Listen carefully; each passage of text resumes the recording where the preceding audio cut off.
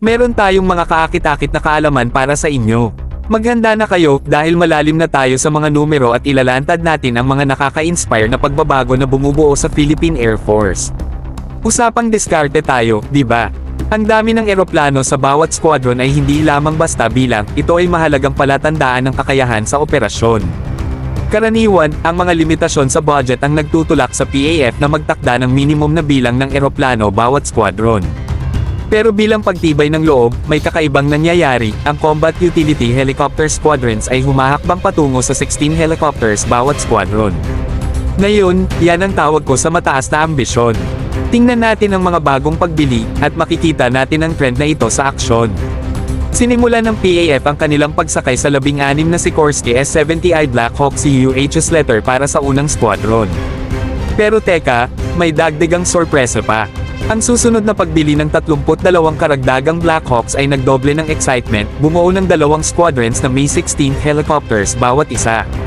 Yan ang tawag sa pagtitiwala sa kapangyarihan ng himpapawid.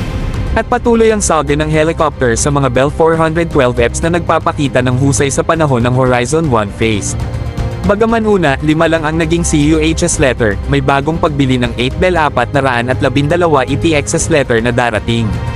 Pero hawakan ang inyong mga rotor blades, dahil may balita sa tarmac na may plano na gawing 3 Bell 412Fs mula sa VVIP papunta sa CUH helicopters, nagbubukas ng daan para sa isang buong squadron ng 16 Bell 412 EPXS letter.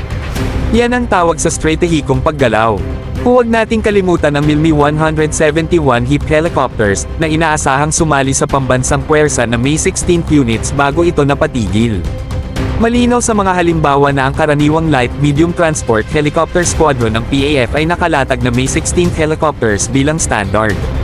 Ito ay isang matapang na hakbang na nagtatakda ng bagong pamantayan sa kapangyarihan sa himpapawid at ipinapakita ang dedikasyon ng PAF sa kahusayan sa bawat lipad.